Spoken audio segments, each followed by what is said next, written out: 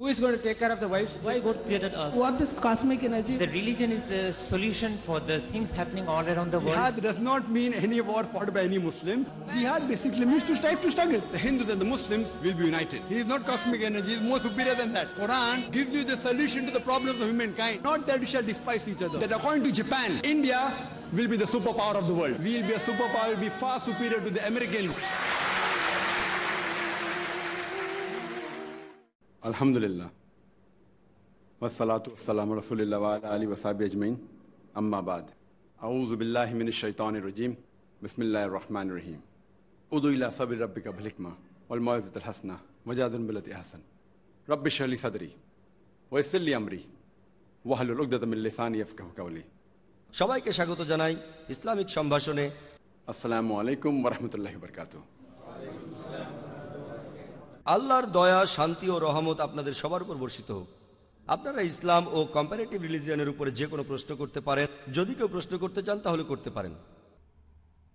হ্যাঁ ভাই, পবিত্র বাইবেলে আছে যে যীশুখ্রিস্ট তার শিষ্যদের বলছেন যে অন্য জাতির মানুষকে ব্যাপটাইজ করো পিতা, পুত্র, পবিত্র আত্মার নামে। এখন আমার প্রশ্নটা হলো, এই অনুচ্ছেদটাই কি যিশুর ঈশ্বর হওয়ার প্রমাণ? না হলে এটার উত্তরটা কি হবে? ভাই আপনি একটা প্রশ্ন করলেন যে পবিত্র বাইবেলে আছে যিশু তার শিষ্যদের বলছেন তোমরা মানুষকে ব্যাপটাইজ করো পিতা, পুত্র ও পবিত্র আত্মার নামে। এটার মানে কি ট্রিনিটি? আমার মন্তব্য কি, এটা কমপ্লিট ট্রিনিটি না। বাইবেলের ট্রিনিটির ধারণার কাছাকাছি অনুচ্ছেদ আছে। ফার্স্ট এপিস্টল অফ জনে 5 নম্বর অধ্যায় 7 অনুচ্ছেদ বলছে স্বর্গে তিনজন সব হিসাব রাখেন, পিতা, পুত্র এবং পবিত্র আত্মা, আর এরা তিনজন এক। যদি এক হয় তাহলে ট্রিনিটি। যদি আমি বলি যে তিনজন লোক আছে, এটা ট্রিনিটি না। তিনজন এক হলে সেটা ট্রিনিটি হবে। বাইবেলে কোথাও ট্রিনিটি শব্দটা পাবেন না নাম ধরে। ট্রিনিটি শব্দটা বাইবেলে নেই, পবিত্র কোরআনে আছে।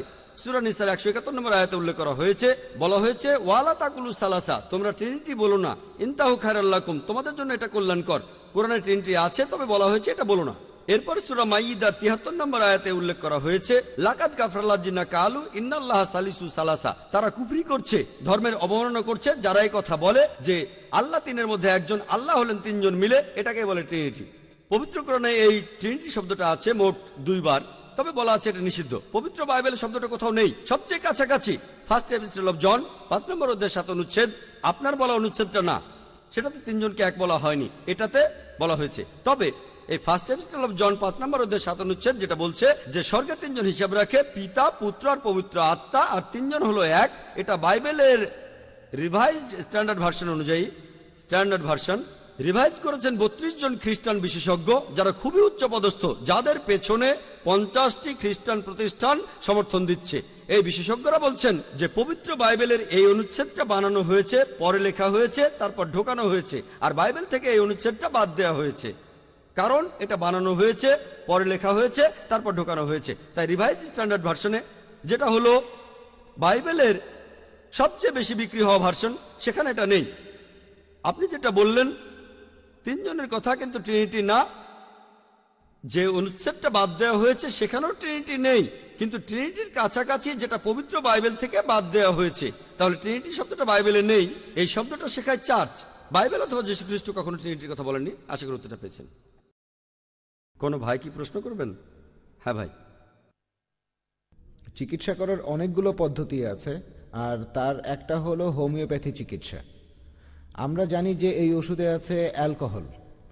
অনেকে বলে যে 90% হোমিওপ্যাথি ওষুধের মধ্যেই অ্যালকোহল থাকে। এ ব্যাপারে কি বিস্তারিত বলবেন? কারণ কিছু অসুখ বিসুখ আছে যেগুলো শুধুমাত্র হোমিওপ্যাথিক ওষুধেই সারে, যেমন অস্টার আর্থ্রাইটিস ইত্যাদি। ভাই প্রশ্ন করলেন যে হোমিওপ্যাথি চিকিৎসায় বেশিরভাগ ওষুধে অ্যালকোহল থাকে, অনেকে বলে 90%, আর বললেন কিছু রোগ যেমন অস্টার আর্থ্রাইটিস একমাত্র চিকিৎসা হোমিওপ্যাথি, যেটার সঙ্গে আমি একমত নই, তবে এতে কোনো সমস্যা নেই। এখন হোমিওপ্যাথি ওষুধ খেতে পারবো কি না, সাধারণ নিয়ম হিসেবে অ্যালকোহল নিষিদ্ধ। যদি এটাই একমাত্র ওষুধ যেটা আপনার জীবন বাঁচাবে, জীবন বিপন্ন হলে অনুমতি আছে। আপনি জিজ্ঞাসা করলে বলবো হ্যাঁ বেশিরভাগ হোমিওপ্যাথিক ওষুধে অ্যালকোহল থাকে, তাই যদি বাদ দিতে পারেন তাহলে বলবো বাদ দেন, অন্য কোনোভাবে চিকিৎসা করেন যেটাতে কোনো অ্যালকোহল নেই। হোমিওপ্যাথি বেশিরভাগ ওষুধে আছে, তাই সাধারণ নিয়মে চিকিৎসাটা নেব না। এটাই সাধারণ নিয়ম। অনেকেই হয়তো অ্যালোপ্যাথির চাইতে হোমিওপ্যাথিতে উপকার পাবেন। বলছি না হোমিওপ্যাথি সেরা, তবে অনেকে হয়তো হোমিওপ্যাথিতে ভালো ফল পেতে পারেন। কেউ সব নিয়মে চিকিৎসা করে তারপর হোমিওপ্যাথিতে আসলো, আর শেষ উপায় হিসেবে এই চিকিৎসা নেই, কোনো সমস্যা নেই। তবে আপনি বললেন কিছু রোগ হোমিওপ্যাথি ছাড়া সারে না, আমি একমত নই। কিছু মানুষ হোমিওপ্যাথিতে উপকার পেয়েছে, পাননি সেটা বলছি না। হোমিওপ্যাথিতে অনেক মানুষ উপকার পেয়েছেন, তবে অন্য পদ্ধতিতেও পাবেন। আর লোকজন বলে এই ডাক্তার সেরা, এই ট্রিটমেন্ট সেরা, তাহলে এমনিতে আপনি অ্যালকোহল মেশানো ওষুধ খাবেন না। তবে যদি হোমিওপ্যাথি একমাত্র চিকিৎসা হয়, একমাত্র ট্রিটমেন্ট, অন্য পদ্ধতিতে যদি ট্রিটমেন্ট থাকে যেটাতে অ্যালকোহল নেই, আগে সেটা দেখেন। হোমিওপ্যাথি হলো শেষ ভরসা, প্রথমে যাবেন না। অন্য চিকিৎসায় কাজ না হলে তারপর হোমিওপ্যাথি চিকিৎসা নিয়ে দেখতে পারেন, সমস্যা নেই। আশা করি উত্তরটা পেয়েছেন। হ্যাঁ ভাই বলেন। জাকির ভাই, আমার প্রশ্নটা বায়াত সম্পর্কে। বায়াতের গুরুত্ব কতখানি, আর এটা কি এখনকার দিনে প্রযোজ্য যেখানে খিলাফত বলে কিছুই নেই? ভাই প্রশ্ন করলেন যে বায়াতের গুরুত্ব কতখানি। বায়াত মানে আনুগত্য প্রকাশ করা। এটা কোরআনের সূরা মুমতাহিনায় আছে। এখানে 12 নম্বর আয়াতে বলা হয়েছে, হে নবী, যখন মুমিন নারীরা তোমার কাছে এসে বায়াত করে, সূরা মুমতাহিনার 12 নম্বর আয়াতে উল্লেখ করা হয়েছে। এটাই হলো বায়াত। তাহলে আমরা দেখতে পাচ্ছি যে ইসলাম ধর্মে যদি কোনো খিলাফত থাকে যারা উচিত কাজ করে, আর প্রত্যেক মুসলিমেরই বায়াত করা উচিত কোনো খলিফার কাছে। যদি খিলাফত থাকে, খলিফাকে মেনে চলবেন, সব নিয়ম কানুন মেনে চলবেন। তবে দুর্ভাগ্যের কথা, এখন কোনো খিলাফতই নেই। তবে যদি থাকে এটা আবশ্যক। আর নবীজির কাছে একটা বায়াত আমরা অলরেডি করেছি। তিনি আল্লাহর প্রেরিত সর্বশেষ ও চূড়ান্ত রাসূল। যদি কোনো খলিফা থাকেন আমরা বায়াত করব, এটা মুসলিমদের সবার জন্য বাধ্যতামূলক। দুর্ভাগ্যজনকভাবে কোনো খিলাফত নেই। কিছু মানুষ আবারও খিলাফত প্রতিষ্ঠার চেষ্টা চালাচ্ছে, তবে খিলাফত থাকলে বায়াত করা বাধ্যতামূলক। এখন বায়াত বিভিন্ন প্রকারের হতে পারে। আপনি এখানে বললেন খিলাফতের কথা, আমাদের নবীজির কাছে বায়াত করা সেটা আমরা সবাই করেছি। মুসলিমরা লা ইলাহা ইল্লাল্লাহ মুহাম্মাদুর রাসূলুল্লাহ বিশ্বাস করি এক আল্লাহ এবং মুহাম্মদ তার রাসূল। এরপর যদি কোথাও খিলাফত চালু হয় তাহলে বায়াত করা বাধ্যতামূলক। এছাড়াও হতে পারে কোনো অর্গানাইজেশনের কাছে বায়াত করা, এটা বাধ্যতামূলক না। যেমন কোনো অর্গানাইজেশনের নেতার কাছে বায়াত করা। এভাবে যত নিচে নামবেন গুরুত্ব ততটাই কম। নবীজির হাদিসে আছে, যেখানে দুজন লোক আছে তাদের একজন আমির হবে। উপরের দিকে গেলে আমাদের রাসূল, তিনি 1 নম্বর, তারপর আছেন খলিফা। এরপর যদি খলিফা কাউকে ক্ষমতা দেন তাহলে তাকে মানতে হবে। নবীজি সবার উপরে, নবীজি কাউকে ক্ষমতা দিলেন অথবা খলিফা কাউকে ক্ষমতা দিলেন, তিনি থাকবেন পরের স্তরে। নবীজি নিয়োগ দিলেন বা খলিফা নিয়োগ দিলেন, এ আমার হয়ে কাজ করবে, এটা হলো 3 নম্বর পর্যায়ে। এরপর কোনো অর্গানাইজেশনের নেতার কাছে বায়াত করা। এভাবে যত নিচে নামবেন উপরের স্তরে এটা ফরজ, নবীজি অথবা খলিফার ক্ষেত্রে। তবে যত নিচে নামবেন সেটা হয়তো হবে কোনো একটা অর্গানাইজেশন মানলেন বা না মানলেন, তবে সেখানেও একজন আমির থাকবে। সেটা এমন না যে তার কথাগুলো মেনে চলা বাধ্যতামূলক। ধরেন 3 জন লোক একসাথে বের হলো ভ্রমণ করতে, ধরেন তারা বের হয়েছে পিকনিক করতে, সেখানেও তাদের মধ্যে একজন নেতা থাকতে পারে। এখন তারা সেই নেতার কথা মেনে চলবে কিনা সেটা আসলে আলাদা ব্যাপার। এখানে স্তরটাও দেখতে হবে। আমিরের কাছে বায়াত করতে হবে না, তবে যদি কাউকে আমির হিসেবে ঠিক করেন তার মানে হলো সে আপনাদের নেতা। আনুষ্ঠানিকভাবে হয়তো তার কাছে বায়াত করছেন না, তারপরও সে নেতা। এভাবে বায়াত করাটা স্তরের উপর নির্ভর করে। এখন নবীজির ক্ষেত্রে এটা আবশ্যিক, আমরা সবাই বায়াত করেছি। খলিফার ক্ষেত্রে আবশ্যিক, নিচের ক্ষেত্রে অতটা আবশ্যিক না। আর এখন দুর্ভাগ্যজনকভাবে কোনো খিলাফতই নেই, তবে খিলাফত থাকলে বায়াত করা বাধ্যতামূলক। আশা করি উত্তরটা পেয়েছেন। কোনো ভাই কি প্রশ্ন করবেন? আসসালামু আলাইকুম ভাই। ওয়ালাইকুম আসসালাম রহমতুল্লাহ বারাকাতুহু।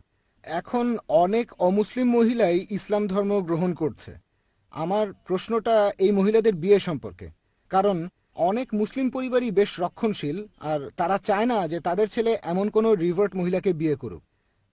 ভাই প্রশ্ন করলেন যে অনেক মহিলা ইসলাম গ্রহণ করছে, আর আমিও একমত যে পুরুষদের চাইতে মহিলারা বেশি ইসলাম গ্রহণ করছে। যারা ইসলাম গ্রহণ করছে তাদের 2 ভাগ মহিলা আর 1 ভাগ পুরুষ। আপনি বললেন যে এই মহিলাদের বিয়ে করতে সমস্যা হয়, আর অনেক মুসলিম পরিবারই চায় না তাদের ছেলে এমন রিভার্ট মেয়েকে বিয়ে করুক। যোগ্যপাত্র খুঁজে পাওয়া, রিভার্টদের কথা বাদ দেন, যারা প্রথম থেকে মুসলিম মহিলাদের জন্য যোগ্যপাত্র খুঁজে পাওয়া কঠিন। রিভার্ট তাদের কথা বাদ দিলাম, পরিস্থিতি খুবই খারাপ, বেশিরভাগ মানুষই ভুল পথে চলছে। তাহলে ভালো পাত্র খুঁজে পাওয়া এখন একটা সমস্যা, আর ভালো ছেলে খুঁজে পাওয়া কঠিন।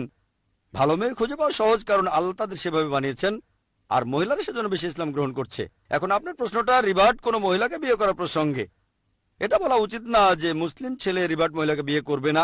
আর অনেক সময় ইসলাম গ্রহণের পেছনে অন্য কারণও থাকে, সব না, কিছু কারণ হয়তো LBW, লাভ বিফোর ওয়েডিং, প্রেম করে বিয়ে করবেন, এক্ষেত্রে আগে ইসলাম ধর্ম গ্রহণ করতে হবে, তাই রিভার্ট হলেন। তবে আলহামদুলিল্লাহ আমি অনেক মহিলাকে দেখেছি যারা মুসলিম হচ্ছেন ইসলামের কারণেই। এখনকার দিনে অনেকে ইসলাম গ্রহণ করছে। যদি কোনো মেয়ে বা ছেলে ইসলামের গুণের কারণে মুসলিম হয়, কারণটা LBW না, লাভ বিফোর ওয়েডিং। আর এমনটা হলে এরা যে ইসলাম ধর্ম পালন করবে তার সম্ভাবনা বেশি, জন্ম থেকে যারা মুসলিম তাদের চেয়ে তো বেশি। এটাই সাধারণত হয়, তবে সবসময় না। মাশাআল্লাহ, জন্ম থেকে মুসলিম এমন অনেকেই আছেন খুবই ধার্মিক। তবে সাধারণত যদি কোনো লোক ইসলাম ধর্মের সৌন্দর্য দেখে মুসলিম হয়, ইসলাম সম্পর্কে জেনে, তাহলে তার ধর্ম পালন করার সম্ভাবনা বেশি, জন্ম থেকে যারা মুসলিম তাদের চাইতে অনেক বেশি। বুঝতে পেরেছেন?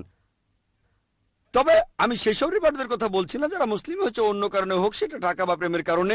এমনকি আলহামদুলিল্লাহ তাদের মধ্যে অনেকে যারা মুসলিম হয়েছে হয়তো প্রেমের কারণে, হয়তো প্রথমে ইসলাম সম্পর্কে জানতো না, একটা মুসলিম ছেলের সাথে প্রেম ছিল, কয়েক বছর পরে দেখা যায় সেই মেয়ে সেই মুসলিম ছেলের চাইতে বেশি ধর্ম পালন করছে, ছেলেটা শুধু নামে মুসলিম।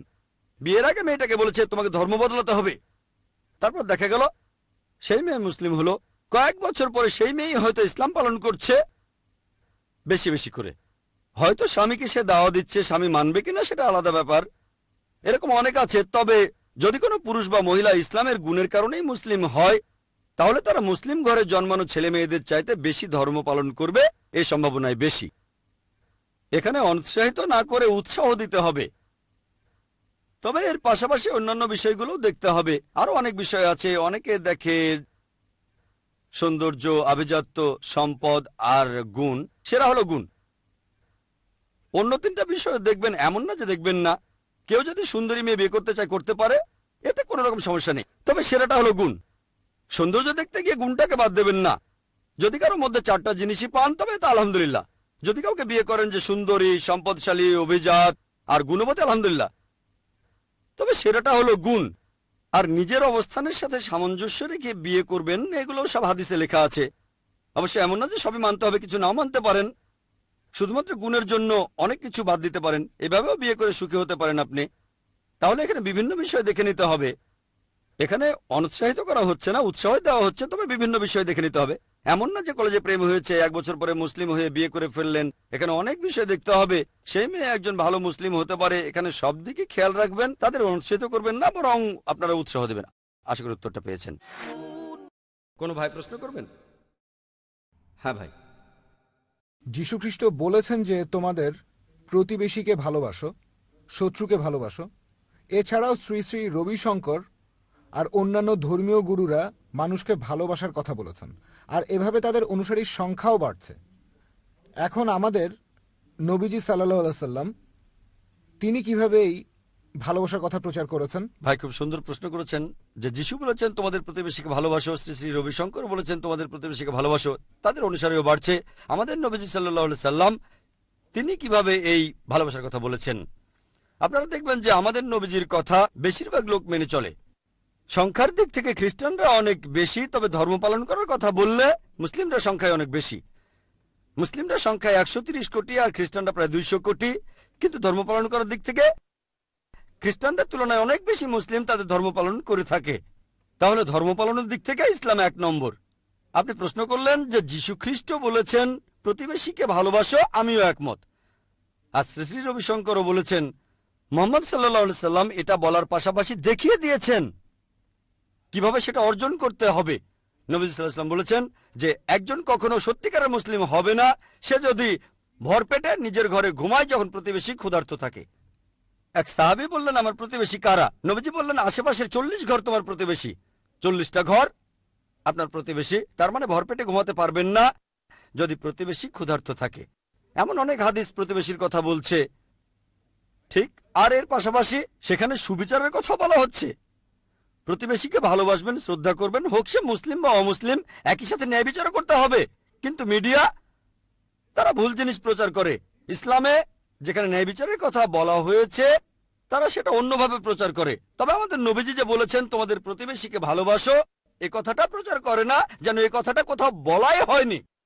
পবিত্র কোরআনে সূরা মাউন ঠিক এখানে আছে, দুর্ভোগ তাদের যারা প্রতিবেশীকে সাহায্য দানে বিরত থাকে।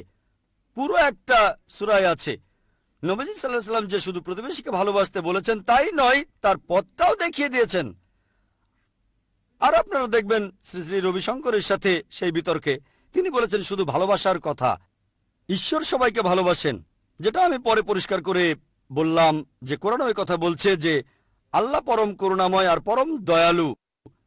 এটা আছে পবিত্র কোরআনে সূরা বুরুজের 14 নম্বর আয়াতে। আমি সেখানে উত্তর দিতে গিয়ে বলেছিলাম যে আমি শ্রী শ্রী রবিশঙ্করকে ভালোবাসি, আর যখন বলেছিলাম যে আপনাকে ভালোবাসি সেজন্য আপনার ভুলগুলো শুধরে দিতে চাই, উনি পরে উত্তর দিতে এসে বললেন লোকজন মুখে বলে মন থেকে বলে না।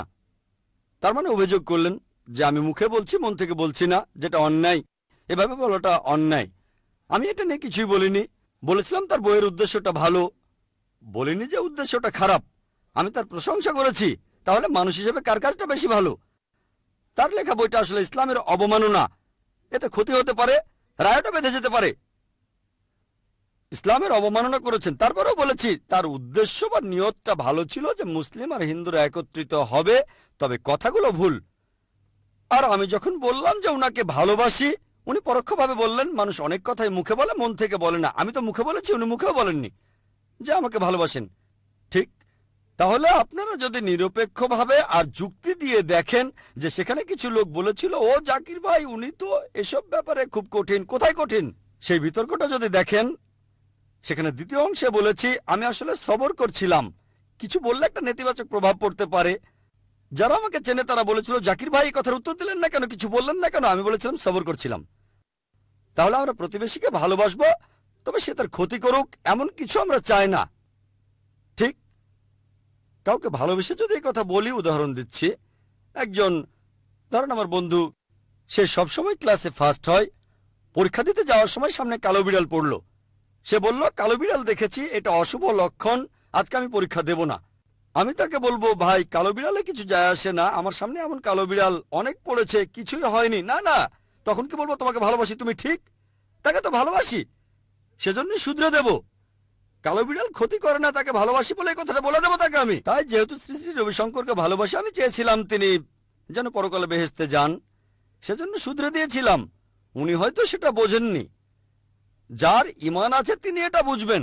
যেহেতু তাকে ভালোবাসি সেজন্য উদাহরণটা দিয়েছিলাম যে যদি কেউ 10 তলা থেকে লাফ দিতে চায়, আমি বারণ করছি কিন্তু সে লাফ দিতে চায়, আমার হয়তো তখন তাকে বকাঝকা করতে হবে, হয়তো সে রেগে যাবে, দরকার হলে থাপ্পড়ও মারবো, যেহেতু তাকে ভালোবাসি।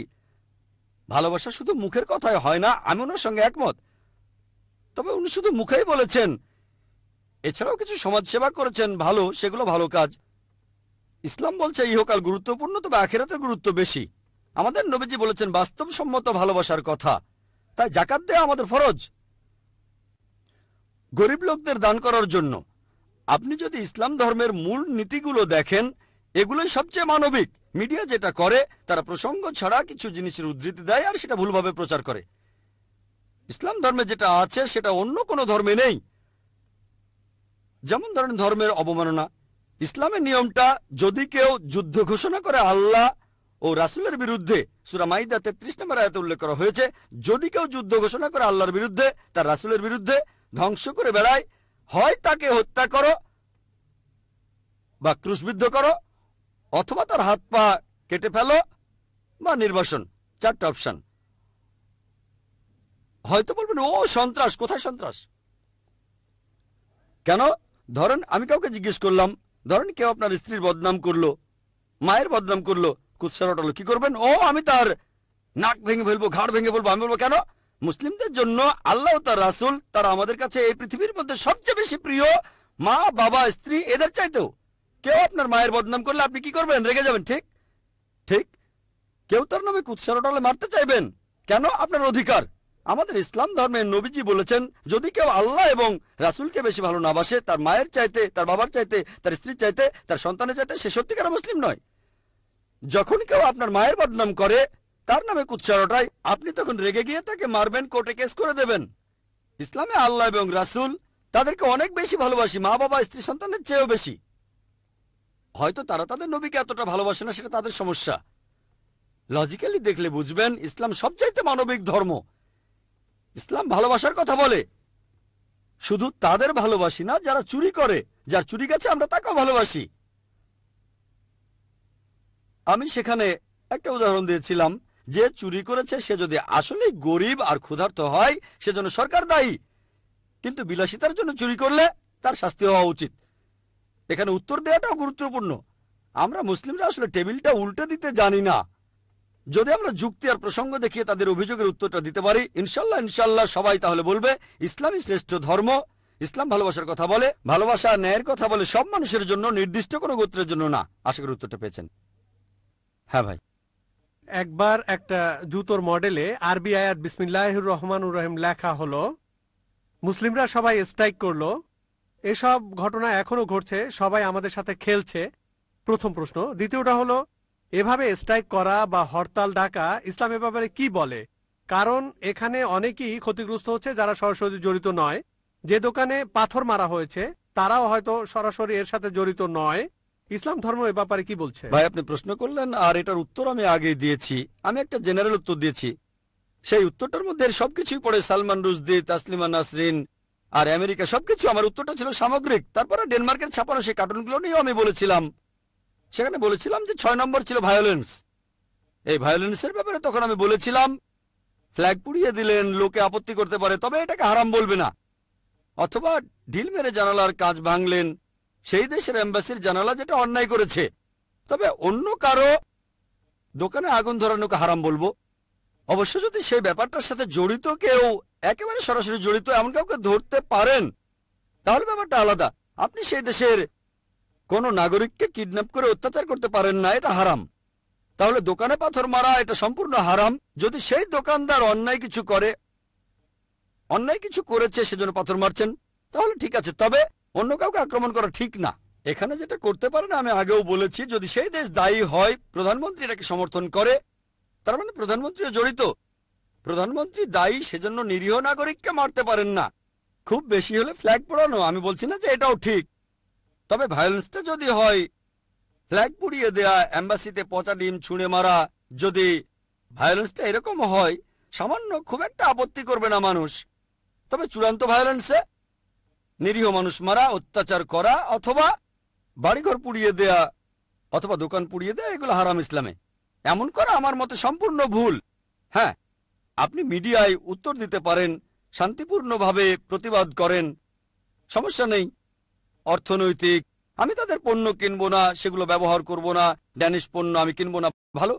কোর্টে কেস করেন, তাহলেও সমস্যা নেই। ভায়োলেন্স সামান্য হলে ঠিক আছে, না হলে না। একইভাবে দেখবেন এই ব্যাপারটা ইসলামের বদনাম করলে এগুলো থেকে বেছে নেন, সমস্যা নেই, তবে ভায়োলেন্স না। আশা করি উত্তরটা পেয়েছেন। ওয়াখির দাওয়ান আলহামদুলিল্লাহ রাব্বিল আলামিন। আলহামদুলিল্লাহ ওয়াসসালাতু ওয়াসসালামু আলা রাসূলিল্লাহ ওয়া আলা আলিহি ওয়া সাহবিহি আজমাইন। আম্মা বাদ। আউযু বিল্লাহি মিনাশ শাইতানির রাজীম। বিসমিল্লাহির রহমানির রহিম। উদু ইলা সাবিলি রাব্বিকা বিল হিকমা ওয়াল মাউযিজাতিল হাসানা ওয়াজাদিলহুম বিল্লাতি আহসান। রব্বি ইশরাহ লি সাদরি ওয়া ইয়াসসির লি আমরি ওয়াহলুল উকদাতাম মিন লিসানি ইয়াফকাহু কাওলি। সবাইকে স্বাগত জানাই ইসলামিক সম্ভাষণে। আসসালামু আলাইকুম ওয়া রাহমাতুল্লাহি ওয়া বারাকাতুহু। আল্লাহর দয়া, শান্তি ও রহমত আপনাদের সবার উপর বর্ষিত হোক। আপনারা ইসলাম ও কম্পারেটিভ রিলিজিয়নের উপরে যে কোনো প্রশ্ন করতে পারেন। যদি কেউ প্রশ্ন করতে চান তাহলে করতে পারেন। আসসালামু আলাইকুম। ওয়ালাইকুম আসসালাম রহমতুল্লাহ। স্যার, কোরআন আমাদের বলছে নামাজ পড়ো, আর নবীজি নামাজের নিয়মগুলো বলে গিয়েছেন যে এই নিয়মে নামাজ পড়তে হবে। তো ইসলামে তাবলিগ করার ব্যাপারে কি কিছু বলা আছে কোরআন অথবা হাদিসে? এমন কোনো কথা কি তাবলিগ নিয়ে আছে? ভাই প্রশ্ন করলেন যে পবিত্র কোরআন আমাদের নামাজ পড়তে বলছে, আর হাদিসে আছে নবীজি সাল্লাল্লাহু আলাইহি ওয়াসাল্লাম বলেছেন কিভাবে নামাজ পড়তে হবে। আপনি প্রশ্ন করলেন এমন কোনো কথা কি আছে যেখানে নবীজি বলেছেন তাবলিগ করতে হবে? আপনি কোরআন পড়লে দেখবেন পবিত্র কোরআনে এমন অনেক আয়াত আছে যেখানে ধর্মপ্রচার নিয়ে বলা হয়েছে, এমন অনেক হাদিসও আছে। এগুলো আমাদের গাইডলাইন। ইসলামী শরিয়ায় আপনাকে বুঝতে হবে যে যখন ইবাদত নিয়ে বলা হচ্ছে, যেমন ধরেন নামাজ, অথবা ধরেন জাকাত দেয়া, অথবা ধরেন তাওহীদ, যে কথাগুলো কোরআন আর হাদিসে আছে শুধু সেগুলোই মানতে হবে, আর কিছু না। কোরআন আর হাদিসে যা বলা আছে শুধু সেটুকুই মানতে হবে। এগুলো বাদে যেসব কথা কোরআন অথবা সহিহ হাদিসে নেই, আল্লাহ বা নবীজি বলেননি, সেগুলো ভুল। যেগুলো বলা হয়েছে সেগুলো ঠিক। ইবাদত বাদে অন্যান্য ক্ষেত্রগুলোতে কোরআন হাদিসের যে সম্পর্কে বলা হয়েছে এটা হারাম, সেটা বাদে অন্য সব কিছু হালাল। তবে ইবাদতের ক্ষেত্রে ইবাদত করার প্রসঙ্গে যেটা বলা হয়েছে সেটা ফরজ, যেটা বলা হয়নি সেটা নিষিদ্ধ। এটা ইবাদতের ক্ষেত্রে। ইবাদত বাদে অন্যান্য ক্ষেত্রগুলোতে যেমন কি কি খাবেন, কি কি পড়বেন, কিভাবে কথা বলবেন, আর ধর্মপ্রচারে যেটার অনুমতি নেই সেটা হারাম। যেটা বলা হয়েছে ফরজ সেটা ফরজ অথবা মুস্তাহাব, এছাড়া উল্লেখ করা হয়নি কিন্তু অনুমতি আছে। সেটা হয়তো প্রকারভেদে হতে পারে ফরজ, অথবা সেটা হয়তো হতে পারে মুস্তাহাব, উৎসাহিত করা হয়েছে, অথবা সেটা হয়তো হতে পারে মুবাহ, অথবা নয়তো মাকরু। যেটাকে বলা হয়েছে হারাম সেটা হারাম, সেটা নিষিদ্ধ। যেটাকে হারাম বলা হয়নি সেটা হালাল, অনুমতি আছে। এবারে এগুলোর মধ্যে সেটা হতে পারে ফরজ মানে আবশ্যিক, অথবা হতে পারে মুস্তাহাব, উৎসাহিত করা হয়েছে, অথবা হতে পারে মুবাহ অর্থাৎ ঐচ্ছিক, অথবা হতে পারে মাকরু, অনুৎসাহিত করা হয়েছে। বিভিন্ন হাদিসের উপর ভিত্তি করে এখন দাওয়া বা ধর্মপ্রচারের ক্ষেত্রে দেখবেন বেশ কিছু গাইডলাইন দেয়া আছে কোরআনে আর হাদিসে। কোরআন ও হাদিসে বেশ কিছু নির্দেশনা আছে। যেমন ধরেন লেকচারের শুরুতে যে আয়াতটা বলেছিলাম, সূরা নাহলের 125 নম্বর আয়াতে আল্লাহ তাআলা আমাদের বলছেন, উদু ইলা সাবিলি রাব্বিকা বিল হিকমা ওয়া মাউযাতিল হাসানাত ওয়াজাদিলহুম বিল্লাতি আহসান। মানুষকে তোমার প্রতিপালকের পথে আহ্বান করো, হিকমত ও সদুপদেশ দ্বারা তাদের সাথে তর্ক করো এবং তাদের যুক্তি দেখাও সবচেয়ে উত্তম আর গ্রহণযোগ্য পন্থায়। এটা হলো দাওয়া বা ধর্মপ্রচার সম্পর্কে পবিত্র কোরআনের একটা গুরুত্বপূর্ণ আয়াত। মানুষ কিভাবে বুঝবে সেটা আলাদা হতে পারে। কিছু লোক বলতে পারে যে হিকমা মানে নরম সুরে বলা, কেউ যাতে আঘাত না পায়। অনেকেই কোরআনের এই আয়াতকে উদ্ধৃতি দেন। একসময় শেখ দিদাত যখন স্টেজে উঠতেন লোকজন বলতো হিকমার সাথে বলেন, পরোক্ষভাবে লোকজন বলছে কঠিনভাবে বলবেন না। কোরআন কিন্তু এমন কথা বলছে না। কোরআন বলছে মানুষকে তোমার প্রতিপালকের পথে আহ্বান করো হিকমত ও সদুপদেশ দ্বারা। তাহলে কোরআন বলছে হিকমত আর সদুপদেশের কথা। এখানে কিছু মানুষ ভুল বুঝতে পারে, তারা ভাবতে পারে যে হিকমত আর সদুপদেশ মানে সবসময় নরম। এটা হতে পারে, বেশিরভাগ সময় নরম থাকবেন, তবে একেবারে 100% নরম থাকলে হবে না। কোরআন বলছে হিকমত আর সদুপদেশ। আর যেটা এক সময় হিকমা অন্য সময় সেটা হিকমা নাও হতে পারে, এটা পরিস্থিতির উপর নির্ভর করে। আর লোকজন আমাকেও বলে, যখন লেকচার দিতে যাই আমি অমুসলিমদের উদ্দেশ্যে, লেকচারের আগে বলে জাকির ভাই হিকমার সাথে বলেন। পরোক্ষভাবে আমাকে বলছে জাকির ভাই নরম করে, খুব কঠিন করে বলবেন না, আক্রমণ করবেন না। আমি বলছি না যে হিকমা মানে আক্রমণ করা। হিকমা মানে সদুপদেশ, মানে কাজটা ঠিকমতো করতে হবে, তারা যেন ইসলাম সম্পর্কে জানতে পারে। আর আপনারা যদি এই আয়াতের প্রসঙ্গটা দেখেন, সূরা নাহলের 125 নম্বর আয়াতের প্রসঙ্গটা, এটা হচ্ছে কয়েকটা আয়াত আগেই 120 নম্বর আয়াতে বলা হয়েছে যে নবী ইব্রাহিম আলাইহিস সালামের মধ্যে রয়েছে উত্তম দৃষ্টান্ত। তার মানে ইব্রাহিম আলাইহিস সালামের জীবনটা তোমরা দেখো কিভাবে ধর্মপ্রচার করছেন। এবারে ক্রস রেফারেন্স খোঁজেন, দেখবেন যে পবিত্র কোরআনের আরেকটা আয়াত আছে তিনি দেবতার মূর্তি ভেঙেছিলেন। অন্য আরেকটা আয়াত আছে নবী ইব্রাহিম আলাইহিস সালাম তার বাবাকে বলেছিলেন আপনি মুশরিক, তাকে বাসা থেকে তাড়িয়ে দেওয়া হয়েছিল। তাহলে কিছু কিছু ক্ষেত্রে মুশরিককে মুশরিক বলতে হবে, হোক সেই মুশরিক আপনার বাবা, বাসা থেকে তাড়িয়ে দেওয়াও হতে পারে। এটাই হলো হিকমা। মানুষ আসলে পবিত্র কোরআনের অনেক গাইডলাইনই বুঝতে পারে না। এটা হলো একটা গুরুত্বপূর্ণ আয়াত ধর্মপ্রচারে। এরকম আরো অনেক আয়াত আছে, যেমন ধরেন সূরা ইমরানের 64 নম্বর আয়াতে উল্লেখ করা হয়েছে তাআলাউ ইলা কালমাতিন সাওয়াইন বাইনানা বাইনাকুম, এসো সেই কথায় যাহা আমাদের ও তোমাদের মধ্যে এক। প্রথম সাদৃশ্যটা কি? আল্লাহ নাবুদা ইল্লাল্লাহ, যে আমরা আল্লাহ ছাড়া আর কারো ইবাদত করি না। এটা একটা গাইডলাইন। আর আমার মনে হয়, আমার মতে এটা হলো ধর্মপ্রচারের একটা মাস্টার কি। কোনো অমুসলিমের সাথে কথা বললে সাদৃশ্যের কথা বলবো। তাদের ধর্মগ্রন্থে যেটা আছে, আমাদের ধর্মগ্রন্থে যেটা কমন, তাকে অন্তত সেটা মানতে বলবো। আর এখানে সবচেয়ে গুরুত্বপূর্ণ এই সাদৃশ্যের, কোরআন বলছে সেটা আল্লাহ নাবুদা ইল্লাল্লাহ, আল্লাহ ছাড়া কারো ইবাদত করি না। তাহলে ধর্মপ্রচারের সবচেয়ে গুরুত্বপূর্ণ দিকটা হলো তৌহিদ। এভাবে কোরআনে কিছু গাইডলাইন দেয়া আছে, হাদিসে কিছু গাইডলাইন আছে। যেমন আমাদের নবীজি বলেছেন, এটার উল্লেখ আছে সহিহ বুখারীতে, বাল্লিগু আন্নী ওয়ালা আয়া, মাত্র একটা আয়াত জানলেও ধর্মপ্রচার করো। আপনি যদি ইসলাম সম্পর্কে একটা আয়াতও জানেন আর জানেন সেটা ঠিক, তাহলে প্রচার করেন। পবিত্র কোরআনে এরকম আরো অনেক আয়াত আছে আর হাদিস যেখানে দাওয়ার কথা বলা হয়েছে। তবে এটা যেহেতু এমন না যে সালাত, জাকাত বা তৌহিদ অথবা কোরআন আর হাদিসে যেটার উল্লেখ আছে তার কিছু আছে ফরজ, কিছু আছে মুস্তাহাব।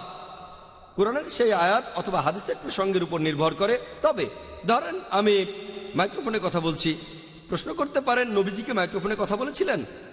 না, নবীজি বলেননি। তাহলে মাইক্রোফোনে কথা বলা কি বিদআহ? এটা কি হারাম? আমি বলবো না, এটা ব্যবহার করছি ধর্মপ্রচারের জন্য, আর সেটাই গুরুত্বপূর্ণ। ধর্মপ্রচার করা ইসলামে ফরজ, তবে এই ক্যাটাগরিতে পড়ে না যেমন সালাত বা জাকাত।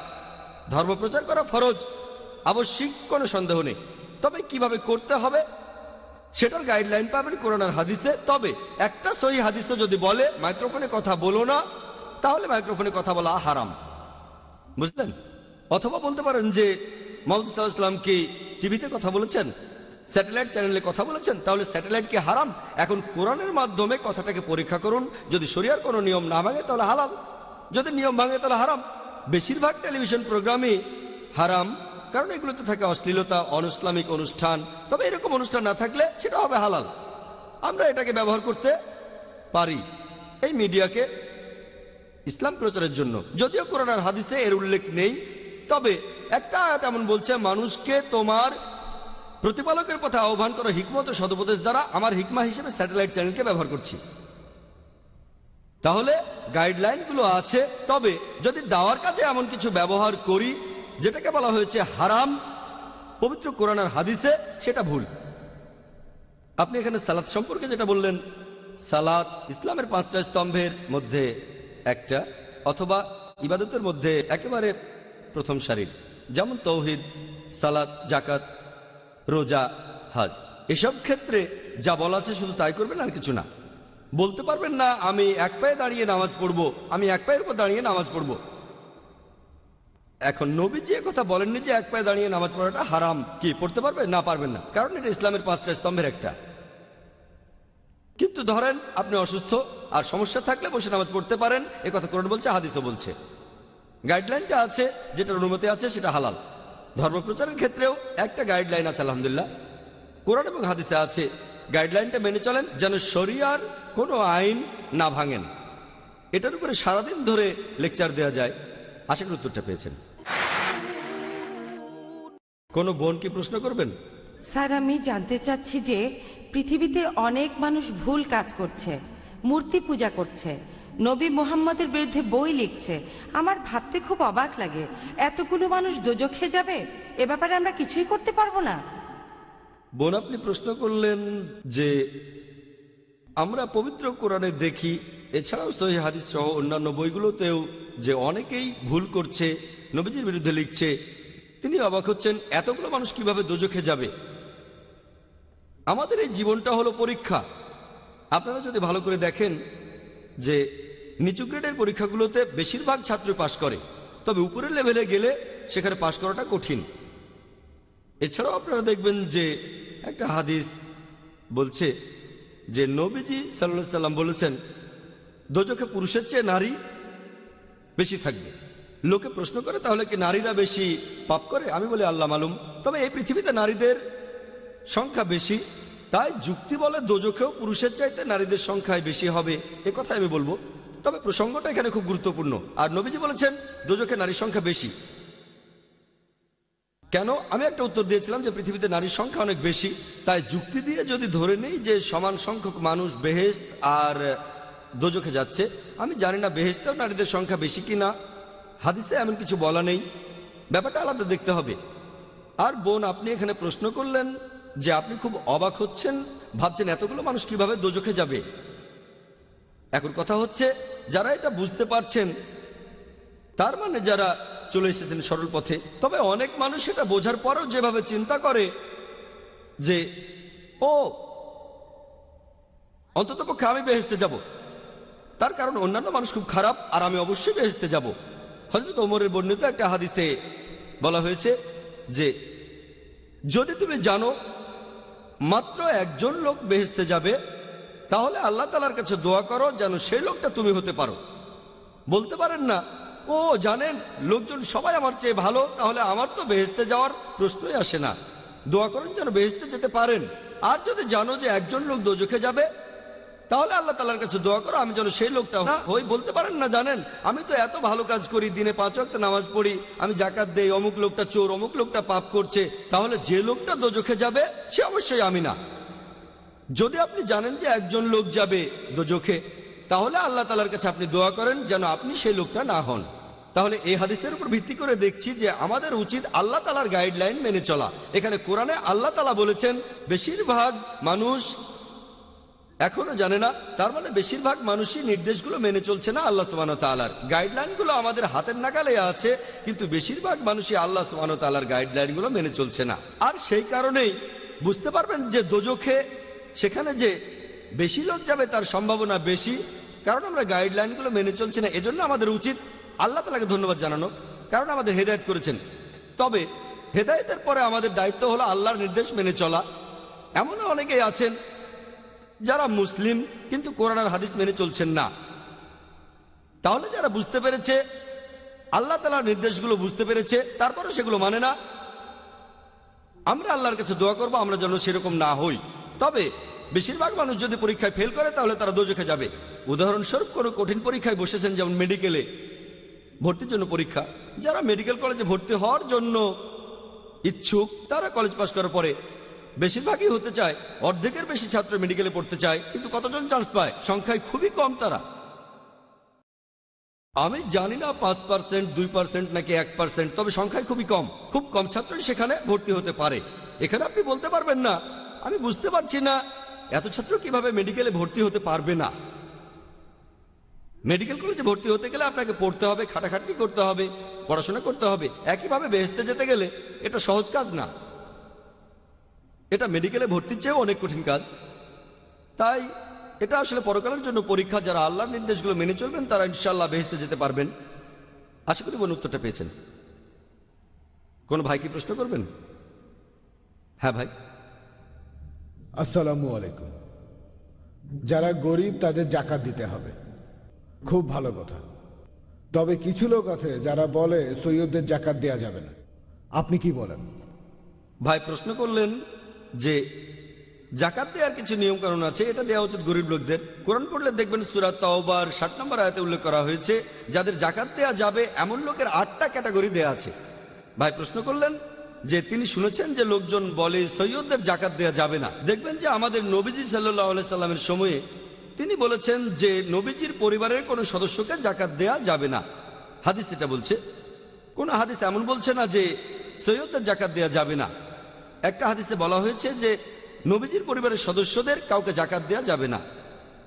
আর এটার কারণও ছিল আমাদের নবীজি চাননি যে লোকজন ভাবুক জাকাত এটা দিয়ে নবীজির পরিবারের লোকদের সাহায্য করা হবে। তাই এ ধরনের কোনো ভুল বোঝাবুঝি যেন না হয়, লোকজন যেন নবীজিকে ভুল না বুঝে, সেজন্যই এটা খুব স্পষ্ট করে বলা হয়েছে। আর আমিও একমত যে নবীজির পরিবারের সদস্যদের জাকাত দেয়া যাবে না। এখন কিছু লোক এমন দাবি করে যে তারা আমাদের নবীজির বংশধর। আমরা সবাই মুহাম্মদ সাল্লাল্লাহু আলাইহি ওয়াসাল্লামের উম্মত, তবে বংশধর মানে একেবারে সরাসরি রক্তের সম্পর্ক। যেমন ধরেন তার মেয়ে, মেয়ের ছেলে, এভাবে রক্তের সম্পর্ক। অনেকে এমনটা দাবি করে। এছাড়াও অনেকে এভাবে মনে করে কারণ আমি যদি সৈয়দ থাকে সে নবীজির বংশধর। কতটা সত্যি আল্লাহ মালুম, আমি জানি না যে সৈয়দ মানে এমনটা হবে। এমন অনেক লোককে চিনি যারা খান থেকে সৈয়দ হয়েছেন। ঠিক অনেক অমুসলিমকে দেখেছি মুসলিম হয়ে নাম রেখেছে সৈয়দ। আমার মতে জাকাত দেয়া যাবে না যদি নবীজি সাল্লাল্লাহু আলাইহি সাল্লামের বংশধর হন। হাদিস এমনটা বলছে। তাদেরকে জাকাত দেয়া যাবে না, ইনাদের জাকাত দেয়া যাবে না। কিন্তু বর্তমান সময়ে যদি বংশ পরিচয় সম্পর্কে একেবারে নিশ্চিত না হন, এখন খুব কমই থাকার কথা, তবে শুধুমাত্র পদবি দেখে আমি এমন কোনো হাদিসের কথা জানি না যে সৈয়দদের জাকাত দেয়া যাবে না। এমন হাদিসের কথা জানি যে নবীজির পরিবারের সদস্যদের জাকাত দেয়া যাবে না। সেই ক্যাটাগরিতে সৈয়দরা পড়ে কিনা আমি জানি না, এটা পরীক্ষা করে দেখতে হবে। তবে যদি আমার মতটা চান, অনেক বিশেষজ্ঞ এমন বলেছেন যে শুধুমাত্র পদবি দেখে যদি বংশ পরিচয় না জানেন, আর বর্তমানে এখনকার যে পরিস্থিতি 1400 বছর পার হয়ে গেছে, যদি আপনি একেবারে নিশ্চিত না হন যে এটা একেবারেই পরিষ্কার যে এই কথাটা এটা সহিহ হাদিস, একেবারে নিশ্চিত যে সৈয়দদের জাকাত দেওয়া যাবে না, তা না হলে এই ধরনের ক্ষেত্রে এখন যেটা করা যায়, যদি পদবি দেখেন সৈয়দ আর সম্ভাবনা যদি কম থাকে, আর সম্ভাবনা থাকলেও অনেক সময় পার হয়ে গেছে, অনেক বিশেষজ্ঞরা এখন বলেন শুধুমাত্র পদবি দেখে জাকাত দেওয়া যাবে না, এটা ঠিক না, জাকাত দিতে পারেন। তবে কিছু বিশেষজ্ঞ আবার বলেন যে সৈয়দ মানে নবীজির বংশধর, জাকাত দেওয়া যাবে না। আমি প্রথম দলের সঙ্গে একমত। 1 নম্বর পয়েন্ট, অনেকগুলো জেনারেশন চলে গেছে, তাই এটার গুরুত্ব কম। সহিহ হাদিস হলে তো মানতেই হবে, তবে এটার কারণে কোনো সমস্যা হবে না। আর আসল ব্যাপারটা হলো শুধু পদবি দেখেই বললাম যে নবীজির বংশধর, এটাও প্রশ্নের ব্যাপার। কতটা যাচাই করতে পারেন, কত কাছাকাছি যেতে পারেন। তাহলে আপনার জায়গায় আমি থাকলে তখন কি করতাম? আমি বলবো যে বিশেষ করে আমাদের এই ইন্ডিয়ায় শুধু পদবি দেখে যদি কোনো লোককে দেখে আপনার মনে হয় যে তাকে জাকাত দেওয়া প্রয়োজন, জাকাত দিলে কোনো সমস্যা নেই, আমি প্রথম দলের সঙ্গে একমত। আশা করি উত্তরটা পেয়েছেন।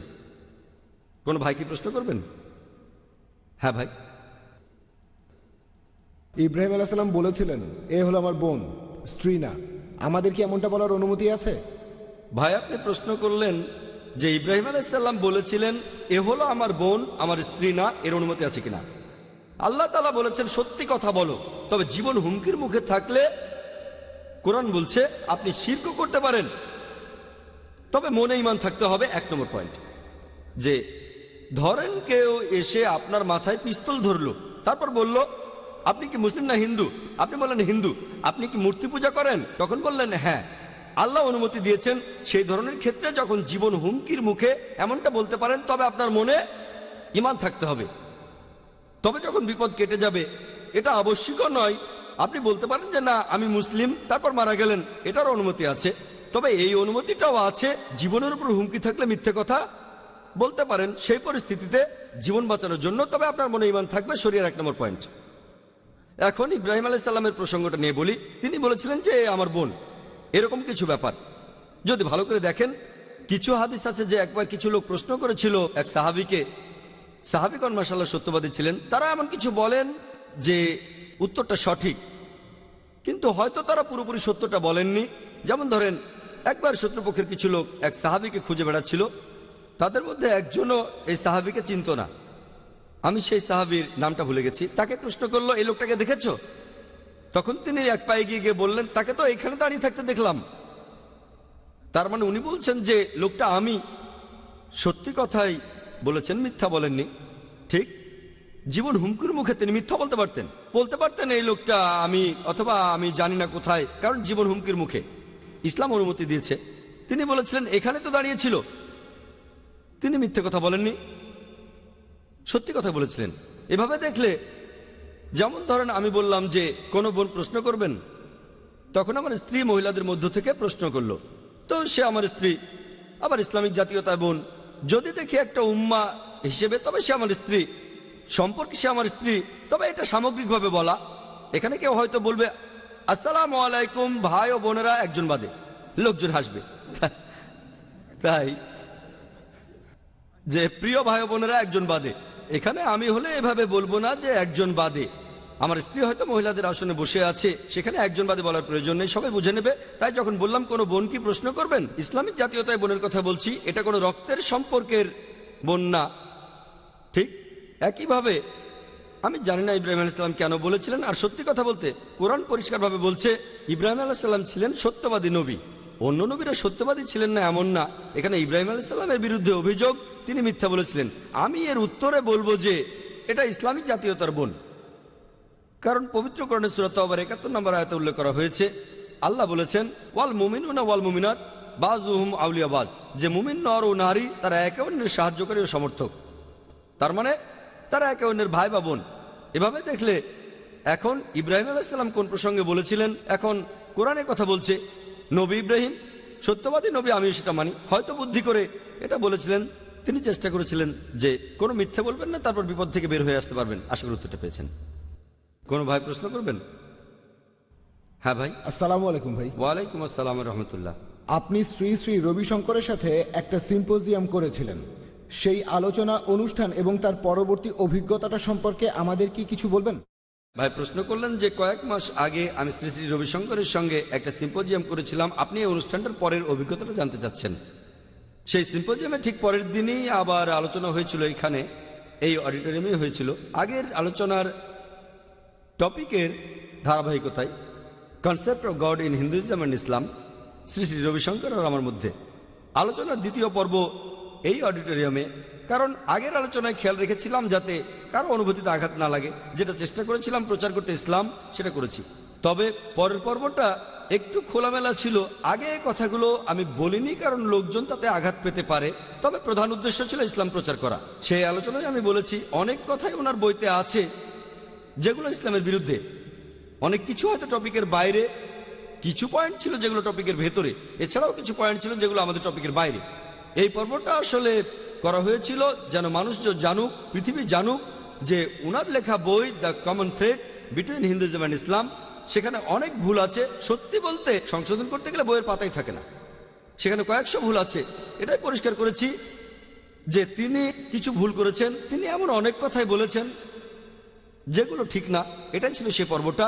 আর তিনি খুবই জনপ্রিয়, সেজন্য আলোচনাটা আরেকটা পর্ব করেছি, আরো বিস্তারিত বলেছি। আর এটাও ইনশাল্লাহ তাড়াতাড়ি বাজারে আসবে। আশা করি উত্তরটা পেয়েছেন। ওয়াখির দাওয়ানা আলহামদুলিল্লাহ রাব্বিল আলামিন। আলহামদুলিল্লাহ ওয়াসসালাতু ওয়াসসালাম আলা রাসূলিল্লাহ ওয়া আলা আলিহি ওয়া সাহবিহি আজমাইন, আম্মা বাদ। আউযু বিল্লাহি মিনাশ শাইতানির রাজীম, বিসমিল্লাহির রহমানির রহিম। ওয়া মান আহসানু ক্বাওলাম মিম্মান দাআ ইলাল্লাহি ওয়া আমিলা সলিহান ক্বালা ইন্নানি মিনাল মুসলিমিন। রাব্বি ইশরাহ লি সাদরি ওয়া ইয়াসসির লি আমরি ওয়াহলুল উকদাতাম মিন লিসানি ইয়াফকাহু কাওলি। সবাইকে স্বাগত জানাই ইসলামিক সম্ভাষণে। আসসালামু আলাইকুম ওয়া রাহমাতুল্লাহি ওয়া বারাকাতুহু। আল্লাহর দয়া, শান্তি ও রহমত আপনাদের সবার উপর বর্ষিত হোক। আপনারা ইসলাম ও কম্পারেটিভ রিলিজিয়নের উপরে যে কোনো প্রশ্ন করতে পারেন। যদি কেউ প্রশ্ন করতে চান তাহলে করতে পারেন। হ্যাঁ ভাই। আসসালামু আলাইকুম। ওয়ালাইকুম আসসালাম রহমতুল্লাহ। কিছুদিন আগে ডেনমার্কে একটা ঘটনা ঘটেছিল কিছু কার্টুন নিয়ে। পৃথিবী জুড়ে সবাই এটা নিন্দা করেছিল। সেখানে নবী মোহাম্মদ সাল্লাল্লাহু আলাইহি সাল্লামকে ব্যঙ্গ করে কিছু কার্টুন ছাপা হয়েছিল। আর এখানে আমাদের কি করা উচিত যখন এমন ঘটনা ঘটে যেটা আমাদের জন্য অপমানজনক? এরকম একটা ঘটনা ঘটেছিল কয়েক মাস আগে ডেনমার্কে, তারপর কয়েক সপ্তাহ আগে আবার ছাপানো হয়েছে নবীজির বিরুদ্ধে। ঘটনাটা এরকম যে 2005 সালের 30 সেপ্টেম্বর একটা ড্যানিশ খবরের কাগজে ছাপা হয়েছিল 12টা কার্টুন নবীজি মুহাম্মদ সাল্লাল্লাহু আলাইহি ওয়াসাল্লামের ক্যারিকেচার, যেগুলো ব্যঙ্গ করে আঁকা হয়েছিল, অপমানজনক ছিল। কার্টুনগুলো নবীজিকে অবমাননা করেছিল। একটা কার্টুনে ছিল তিনি একটা পাগড়ি পরে আছেন, তার উপরে একটা টাইম বোম। এছাড়া বাকি কার্টুনগুলো একই রকম ছিল। আপনার প্রশ্ন ছিল যে আমরা মুসলিমরা এসব ক্ষেত্রে কিভাবে আমাদের প্রতিক্রিয়া জানাবো। এরকম ঘটনা আগেও ঘটেছে। সালমান রুশদিকে নিয়ে এমন হয়েছে, তাসলিমা নাসরিনকে নিয়েও হয়েছে, আমেরিকাতেও এমন হয়েছে, নবীজিকে ব্যঙ্গ করা হয়েছিল। আর টাইম ম্যাগাজিনে ছাপানো একটা রিপোর্ট অনুযায়ী ছাপানো হয়েছিল 1979 সালের 16 এপ্রিলে যে গত 150 বছরের মধ্যে 1800 থেকে 1950 সালের মধ্যে ইসলামের বিরুদ্ধে 60,000-এরও বেশি বই লেখা হয়েছে। তার মানে প্রতিদিন একটারও বেশি বই লেখা হয়েছে এই 150 বছরের মধ্যে। 9/11-এর পরে এই জিনিসটা অনেক বেড়ে গেছে। হয়তো একদিনে কয়েকটা বই লেখা হয়েছে। প্রত্যেকদিন অনেক আর্টিকেলও ছাপা হয় পুরো পৃথিবী জুড়ে। হতে পারে ইন্টারনেটে, হতে পারে খবরের কাগজে, হতে পারে স্যাটেলাইট চ্যানেলে, অথবা হতে পারে কোনো বই বা বুকলেট। এটার পরিমাণ অনেক বেড়ে গেছে। এখন মুসলিমরা কিভাবে জবাব দেবে যখন যখন এরকম অপমানজনক কিছু মিডিয়ায় প্রচার করা হয়, হতে পারে টেলিভিশনে, হতে পারে প্রিন্ট মিডিয়ায় ইত্যাদি, সেখানে হয়তো আমাদের নবীজিকে অপমান করা হচ্ছে। মুসলিমরা কিভাবে প্রতিবাদ জানাবে? এখানে এক একজন এক এক মত দেবেন। তবে আমার কাছে জিজ্ঞেস করলে আমি বলবো, যদি আপনি সামগ্রিকভাবে দেখেন মুসলিমরা যেভাবে প্রতিবাদ জানাতে পারে, এ ধরনের ঘটনা ঘটলে, ইসলামের বিরুদ্ধে অপমানজনক কিছু প্রচার করা হলে, নবীজিকে ব্যঙ্গ করা হলে, প্রতিবাদের পদ্ধতিকে মোট 6 ভাগে ভাগ করা যায়। কিভাবে জবাব দেবেন? প্রথম পদ্ধতিটা হলো মিডিয়ায় উত্তর দেয়া। ভুল ধারণাটা ভাঙার চেষ্টা করেন। আর স্যাটেলাইট টেলিভিশন এজন্য খুব ভালো একটা মিডিয়া। এছাড়াও আছে খবরের কাগজ, ম্যাগাজিন, বই লিখতে পারেন, ইন্টারনেটে লিখতে পারেন, বুকলেট বিলি করতে পারেন। তাহলে 1 নম্বর, মিডিয়ায় উত্তর দেন, ভুল ধারণাটা ভেঙে দেন। পৃথিবীর যে কোনো দেশে এই ঘটনা ঘটুক, হোক সেটা কোনো মুসলিম দেশ বা অমুসলিম দেশ, ইসলামকে ব্যঙ্গ করা হলে, নবীজিকে ব্যঙ্গ করা হলে, সেটা পৃথিবীর যেখানেই ঘটুক, যে কোনো মুসলিম এটার প্রতিবাদ করতে পারবে, হোক সেটা কোনো মুসলিম দেশ বা অমুসলিম দেশ। তাহলে প্রথম নিয়মে পৃথিবীর যে কোনো জায়গায় প্রতিবাদ জানাতে পারেন। ইসলাম বা নবীজিকে ব্যঙ্গ করার ঘটনা যেখানেই ঘটুক, হোক সেটা মুসলিম বা অমুসলিম দেশ। প্রথমটা হলো মিডিয়া। 2 নম্বর, শান্তিপূর্ণভাবে প্রতিবাদ জানানো।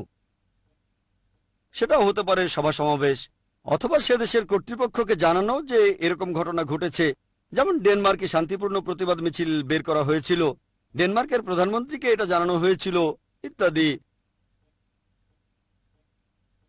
শান্তিপূর্ণ সভা থাকতে পারে কয়েকশো মানুষ, কয়েক হাজার বা কয়েক লাখ, এরকম শান্তিপূর্ণভাবে। এটা যে কোনো মুসলিম করতে পারে পৃথিবীর যে কোনো জায়গায়। তৃতীয় যে পদ্ধতিতে এখানে প্রতিবাদ জানাতে পারেন সেটা হতে পারে লিগ্যাল অ্যাকশন, কোর্টে কেস করা। যদি আপনি অভিযুক্তকে এভাবে কোর্টে হাজির করতে পারেন, কেস করেন, এভাবেও আপনি সেখানে প্রতিবাদ জানাতে পারেন। যেমন ধরেন আমেরিকাতে একটা অর্গানাইজেশন আছে, নাম কেয়ার, CAIR। এটা ভালো মুসলিম অর্গানাইজেশন, ইসলামের প্রচার চালায়। এখানে একটা উদাহরণ দেই, হয়তো আপনারা নাইক কোম্পানির নাম শুনেছেন, অনেকে বলে নাইকি, NIKE। এই কোম্পানি খেলাধুলার সামগ্রী বানায়, টি-শার্ট, জুতা ইত্যাদি। তারা একবার একটা জুতা বানালো যার পেছনে আরবির মতো কিছু লেখা, মনে হতে পারে আল্লাহ। জুতার পেছনের দিকে যদি পেছন থেকে দেখেন মনে হবে আল্লাহ লেখা। লেখাটা জুতার পেছনে, আর এটা অপমানজনক। তখন কি হলো, কেয়ার একটা কেস করে দিল। কেসটা কোর্টে যাওয়ার আগেই জুতার কোম্পানি মধ্যস্থতা করেছিল। তারা $17 মিলিয়ন জরিমানা দিয়েছিল। এরকমই হবে বোধহয় $17 মিলিয়ন।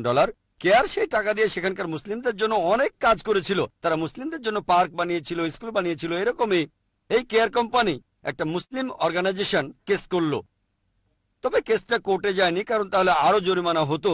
বাইরে মধ্যস্থতা হয়েছিল। সে যাই হোক, হতে পারে তারা কোর্টের আদেশে জরিমানা দিল বা মধ্যস্থতা হলো। জরিমানা দিয়েছিল $17 মিলিয়ন। মাশাল্লাহ, টাকার পরিমাণ অনেক, অনেক টাকা, 80 কোটি রুপিরও বেশি। চিন্তা করতে পারেন, $17 মিলিয়ন। জুতোগুলো সরিয়ে ফেললো, নাইকি কোম্পানি জুতোগুলো সরিয়ে ফেললো, নতুন আর বানালো না। এরকম লিগ্যাল অ্যাকশন। তাহলে এরকম কোনো ঘটনা ঘটলে কোর্টে গিয়ে কেস করতে পারেন। তবে কিছু দেশে কাজ হবে না, যেমন ইন্ডিয়ায় কেস করে ফল পাওয়ার সম্ভাবনা খুবই কম। অবস্থা এরকম যে কেস চলবে 10 বছর বা 20 বছর। তাহলে দেশটাকেও দেখতে হবে। আমেরিকায় আইন খুবই কড়া, নিয়ম কানুন আছে, ফলও পেতে পারেন। এটা পরিস্থিতি বলে দেবে। প্রথম আর দ্বিতীয় পদ্ধতিটা পৃথিবীর যে কোনো জায়গায় করা যায়। মিডিয়ায় উত্তর দেয়া, ভুল ধারণা ভেঙে দেয়া, চিঠি লেখা, বই ছাপানো যে আমাদের নবীজি সাল্লাল্লাহু আলাইহি ওয়াসাল্লাম আসলে কেমন ছিলেন। 2 নম্বর শান্তিপূর্ণ প্রতিবাদ। 3 নম্বর লিগ্যাল অ্যাকশন, কোর্টে কেস করা। সেই দেশে কেস করে যদি লাভ হয়, লাভ না হলেও অন্তত চেষ্টা করে দেখতে পারেন। এভাবে মানুষকে সচেতন করার চেষ্টা করেন। 4 নম্বর পদ্ধতিটা অর্থনৈতিকভাবে চাপ দেয়া অথবা ব্যবসায়িক চাপ। এটা হয়তো সব দেশে প্রয়োগ করা যাবে না, তবে এটা করতে পারেন যে সেই দেশের পণ্য সামগ্রী যেগুলো বয়কট করা যেতে পারে, যদি সে দেশে ঘটনা ঘটে, অথবা ধরেন সে দেশের প্রধানমন্ত্রী এটা নিন্দা করছে না, সমর্থন করছে, তার মানে তিনিও এটার একটা অংশ, তাহলে বয়কট করেন। যেমন আপনারা হয়তো জানেন, উপসাগরীয় যুদ্ধের সময় মধ্যপ্রাচ্যের অনেক দেশে আমেরিকান পণ্য সামগ্রী বয়কট করা হয়েছিল। সে সময় আমেরিকার অর্থনৈতিক অনেক ক্ষতি হয়েছিল। এটা হলো অর্থনৈতিক চাপ দেয়া বা পণ্য বয়কট করা। এটাতে কেউ আপত্তি জানাবে না, তবে এটাও পরিস্থিতির উপর নির্ভর করে। ধরেন এখন বললাম আমরা আমেরিকার পণ্য বয়কট করব, কিন্তু আমরা সংখ্যায় কম, কোনো লাভ হবে না।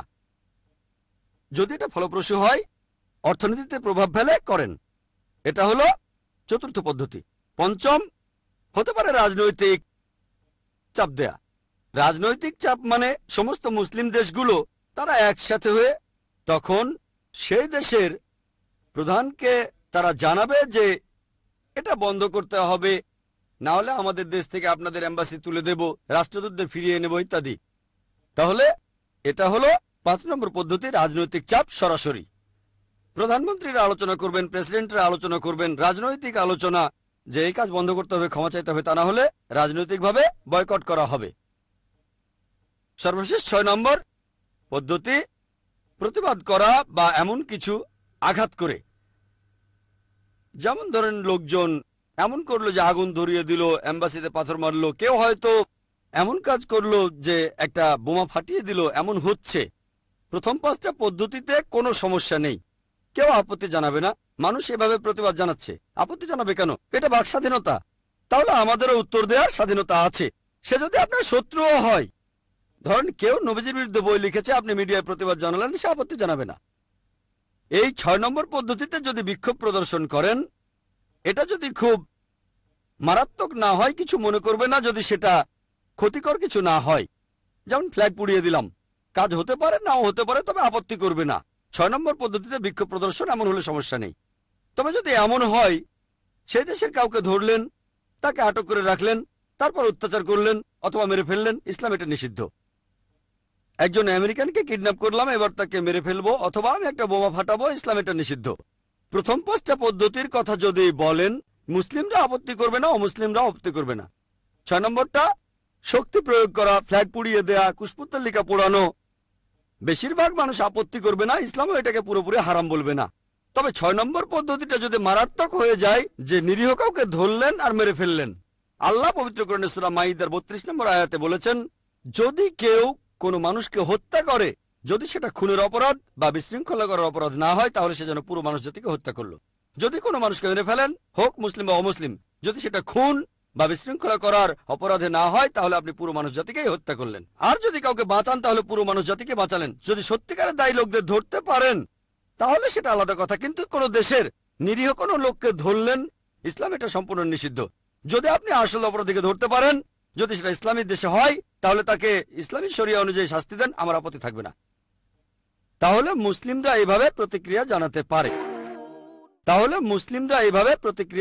পারে। এখন এই ঘটনাটা ডেনমার্কে যেটা ঘটেছিল, আমাদের নবীজি সাল্লাল্লাহু আলাইহি সাল্লামের 12টা কার্টুন ছাপা হয়েছিল 2005-এর 30শে সেপ্টেম্বর একটা খবরের কাগজে, আর এটা ছিল ডেনমার্কের স্থানীয় কাগজ।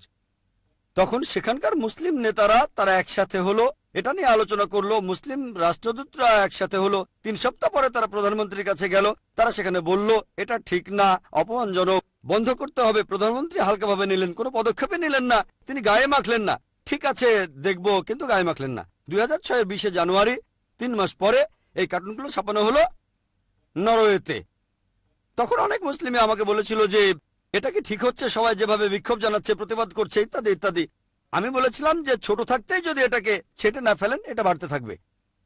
তারপর এক সময় আমরা জানতে পারলাম এই ঘটনাটা জানুয়ারিতে ঘটার আগে সেপ্টেম্বর মাসে একবার ঘটে গেছে, আর সেখানকার মুসলিমরা শান্তিপূর্ণভাবে প্রধানমন্ত্রীর কাছে গিয়েছিল। তিনি বলেছিলেন এটা বাক স্বাধীনতা, আমি কি করব, ব্যাপারটা গায়ে মাখাননি। তারপর এই কার্টুনগুলো ইউরোপের আরেকটা দেশ নরওয়েতে ছাপানো হলো, নরওয়ের খবরের কাগজে ছাপলো। 2006-এর 20শে জানুয়ারি 4টা জার্মান পেপারে এই কার্টুনগুলো ছাপানো হলো। নবীজিকে ব্যঙ্গ করে, ক্যারিকেচার, সবগুলো বর্ণনা দেব না, তাহলে অনেক সময় লেগে যাবে। এটুকু বলতে পারি যে একটা কার্টুনে আঁকা ছিল নবীজির মাথায় টাইম বোমা, একটা হাতে তরবারি, ইত্যাদি ইত্যাদি। সবগুলোর বর্ণনা দিচ্ছি না। এই কার্টুনগুলো আবার ছাপানো হলো, প্রথমে নরওয়েতে, তখনই খুব হইচই হলো। তারপরে জার্মানিতে 4টা জার্মান পেপারে ছাপানো হলো, তারপর ফ্রান্সে ছাপানো হলো, তারপর হাঙ্গেরিতেও ছাপানো হলো। তারপর মাত্র 1 সপ্তাহের মধ্যেই পুরো মুসলিম বিশ্বের সবাই এটার প্রতিবাদ জানালো, মাশাআল্লাহ। আর মুসলিমরা তখন প্রতিবাদ করেছিল 6টা পদ্ধতিতেই। মিডিয়াতে উত্তর দেওয়া হয়েছিল, ইন্টারনেটে এগুলো দেখবেন, উত্তরগুলো বিভিন্ন ম্যাগাজিনে দেখবেন, বিভিন্ন স্যাটেলাইট চ্যানেলে, মাশাআল্লাহ সবাই প্রতিবাদ করেছে। এরপর দ্বিতীয় পদ্ধতিটা শান্তিপূর্ণভাবে প্রতিবাদ, অনেক জায়গায় হয়েছে, অনেক জায়গায় শান্তিপূর্ণভাবে মিছিল করা হয়েছে, পাকিস্তান, বাংলাদেশ, ইন্দোনেশিয়া, মধ্যপ্রাচ্য, শান্তিপূর্ণ প্রতিবাদ।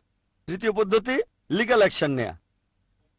আলহামদুলিল্লাহ তখন সৌদি আরবে 500-রও বেশি আইনজীবী একটা আন্তর্জাতিক কমিটির সুপারিশ করেছিল, ভবিষ্যতে যদি কেউ ইসলাম বা নবীজিকে ব্যঙ্গ করে তার বিরুদ্ধে আন্তর্জাতিক আদালতে মামলা করা হবে। এটা ছিল তৃতীয় পদ্ধতি। 4 নম্বর অর্থনৈতিকভাবে বয়কট করা। আর মাশাআল্লাহ অর্থনৈতিক চাপ, আর ঠিক তখনই পরিসংখ্যান বলে মধ্যপ্রাচ্যের দেশগুলো ডেনমার্কের পণ্য নিষিদ্ধ করেছিল। কুয়েত একাই প্রতি বছর ডেনমার্ক থেকে $170 মিলিয়ন পণ্য আমদানি করত। ডেনমার্ক প্রতি বছর শুধু কুয়েতে $170 মিলিয়ন পণ্য রপ্তানি করত, আর পুরো মধ্যপ্রাচ্যে প্রায় $800 মিলিয়ন। কিছু পরিসংখ্যান বলে বছরে $100 কোটি। চিন্তা করেন, প্রায় $800 মিলিয়ন লোকসান ডেনমার্কের জন্য প্রতি বছর, একটা বিশাল ক্ষতি। ডেনমার্ক দেশটাকে দেখেন, ছোট্ট একটা দেশ, এদের প্রধান পণ্য হলো দুগ্ধজাত পণ্য, দুধ, মাখন। শুধু মধ্যপ্রাচ্যে, মুসলিম সবগুলো দেশের কথা বলছি না, সবগুলোকে ধরলে কয়েকশো কোটি ডলার হবে।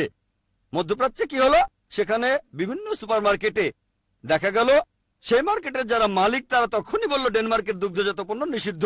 এমন না তারা লোকসান করছে, লোকজন অন্য দেশের জিনিস কিনছে, ডেনমার্কেরটা না। এভাবে ডেনমার্কের লোকসান হলো।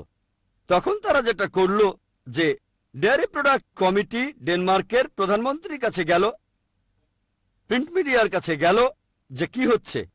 প্রিন্ট মিডিয়া তখন ক্ষমা চাইলো। এখন অনেক দিন চলে গেছে, দেখবেন যে তারা ক্ষমা চেয়েছিল সেটা মূলত অর্থনৈতিক চাপের কারণে। ইংরেজি আর আরবিতে পরিষ্কার ক্ষমা চেয়েছে, কিন্তু ডেনমার্কের খবরের কাগজে একটু অন্যভাবে লেখা হলো। সেটা ছিল ড্যানিশ ভাষায়। সেখানে প্রধানমন্ত্রীর ক্ষমা চাওয়াটা ছিল গা ছাড়া টাইপের। সেই নিউজ পেপারের চিফ এডিটর বলল, যেটা ছাপিয়েছি সেটা ডেনমার্কের আইনের বিরুদ্ধে না, তবে যেহেতু পৃথিবীর মুসলিমরা এটাতে আহত হয়েছে তাই ক্ষমা চাচ্ছি। তার মানে তারা ক্ষমা চাচ্ছে, কিন্তু শর্ত আছে। ডেনমার্কের আইন অনুযায়ী এটা কোনো অপরাধ না। আমরা ডেনমার্কের কোনো প্রচলিত আইন ভাঙিনি, তবে যেহেতু এই ঘটনায় পৃথিবী জুড়ে মুসলিমরা আহত হয়েছে আমরা সেজন্য দুঃখিত। যেমন ধরেন কোন ধর্মে ধর্ষণের অনুমতি আছে, আমি কারো বোনকে ধর্ষণ করে বললাম, দেখেন আমার ধর্মে এটার অনুমতি আছে, তবে আপনি কষ্ট পেলে আমি দুঃখিত। বলতে পারেন না আমার দেশে চলে, কিছু খারাপ হলে তা সবার জন্য খারাপ, সেটা কোনো ধর্মে থাকুক বা না থাকুক, সে দেশের আইন থাকুক বা না থাকুক। ধরেন কেউ বললো আমার ধর্মে ধর্ষণের অনুমতি আছে, আমি আপনার মা বোন স্ত্রীকে ধর্ষণ করলাম, আপনার খারাপ লাগলে আমি দুঃখিত। এটা কি লজিক্যাল? না। যেটা খারাপ সবার জন্য খারাপ।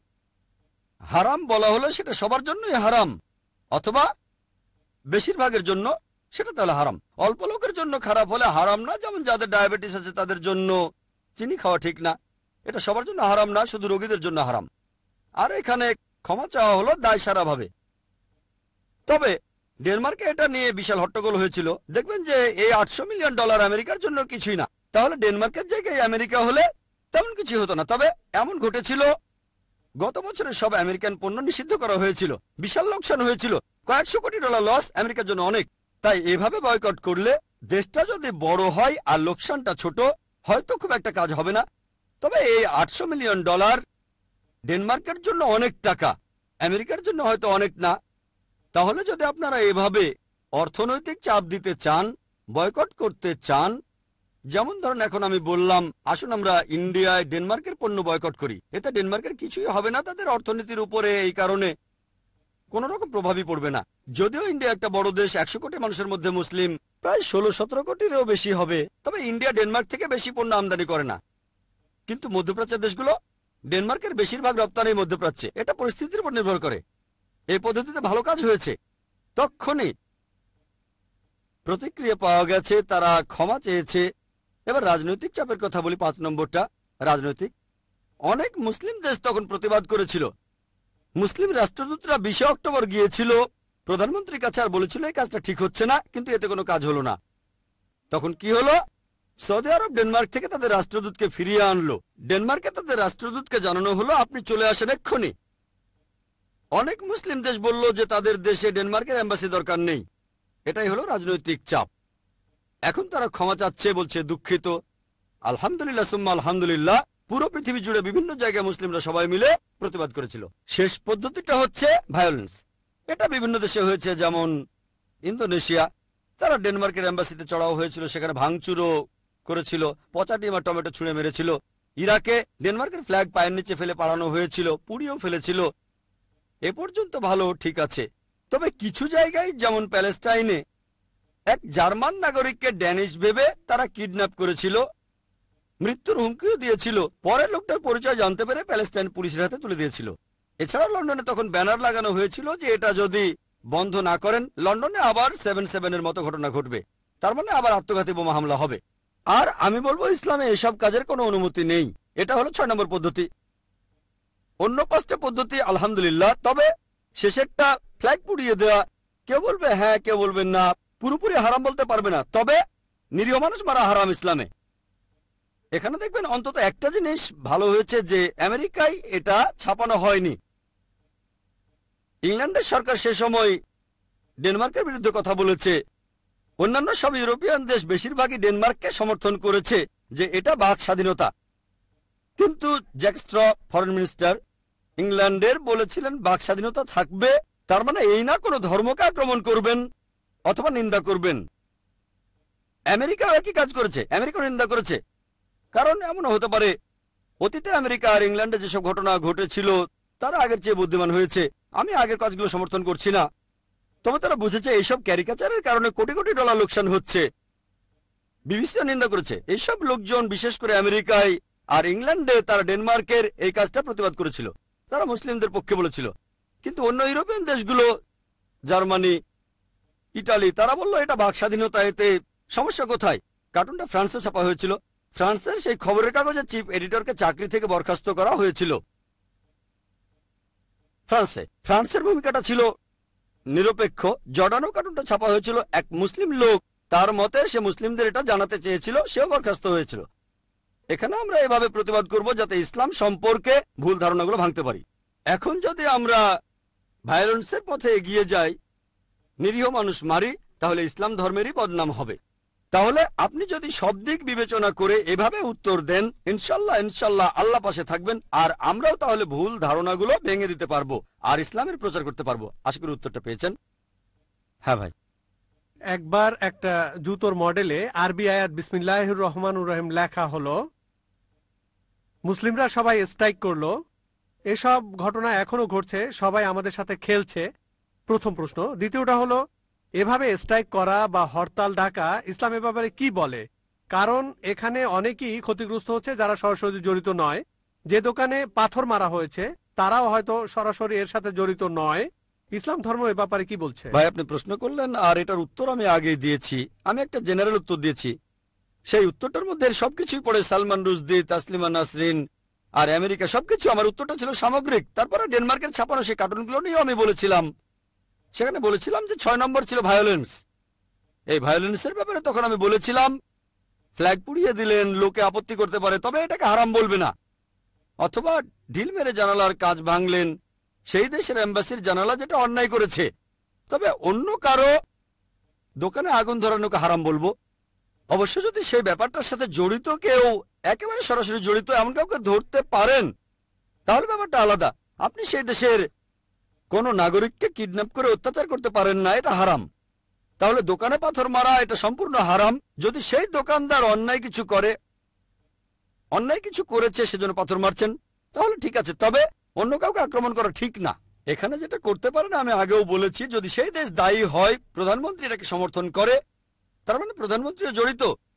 প্রধানমন্ত্রী দায়ী, সেজন্য নিরীহ নাগরিককে মারতে পারেন না। খুব বেশি হলে ফ্ল্যাগ পোড়ানো। আমি বলছি না যে এটাও ঠিক। তবে ভায়োলেন্সটা যদি হয় ফ্ল্যাগ পুড়িয়ে দেয়া, এম্বাসিতে পচা ডিম ছুঁড়ে মারা, যদি ভায়োলেন্সটা এরকম হয়, সামান্য খুব একটা আপত্তি করবে না মানুষ। তবে চূড়ান্ত ভায়োলেন্সে নিরীহ মানুষ মারা, অত্যাচার করা, অথবা বাড়িঘর পুড়িয়ে দেয়া, অথবা দোকান পুড়িয়ে দেয়া, এগুলো হারাম ইসলামে। এমন করা আমার মতে সম্পূর্ণ ভুল। হ্যাঁ, আপনি মিডিয়ায় উত্তর দিতে পারেন, শান্তিপূর্ণভাবে প্রতিবাদ করেন, সমস্যা নেই। অর্থনৈতিক, আমি তাদের পণ্য কিনবো না, সেগুলো ব্যবহার করব না, ড্যানিশ পণ্য আমি কিনবো না, ভালো। কোর্টে কেস করেন, তাহলেও সমস্যা নেই। ভায়োলেন্স সামান্য হলে ঠিক আছে, না হলে না। একইভাবে দেখবেন এই ব্যাপারটা ইসলামের বদনাম করলে এগুলো থেকে বেছে নেন, সমস্যা নেই। তবে ভায়োলেন্স না। আশা করি উত্তরটা পেয়েছেন। ওয়াখির দাওয়ানা আলহামদুলিল্লাহি রাব্বিল আলামিন। يا رب إنك أنت السلام منك السلام إليك السلام فيا رب إنك أنت السلام منك السلام إليك السلام لأمرك يرجع أمر الأنام بين يديك قلوب الأنام لأمرك يرجع أمر الأنام بين يديك قلوب الأنام